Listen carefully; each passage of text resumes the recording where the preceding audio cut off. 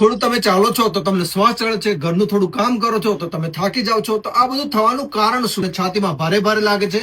તો આ બધું થવાનું એક જ કારણ છે કે તમારી બોડીની અંદર કોલેસ્ટ્રોલનું પ્રમાણ વધારે છે. પછી થોડી વાર તમે બેસો 2 થી 5 મિનિટ તો તમને સારું થઈ જાય છે. તમારી બોડીની અંદર દુખાવો મટી જાય છે.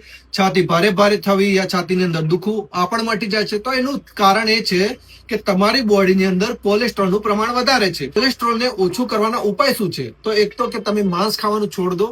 બીજું કે ઘી છે, માખણ છે, દૂધ આવી બધી વસ્તુ ખાવાનું ઓછું કરો. બીજું વસ્તુ કે ખાવું શું?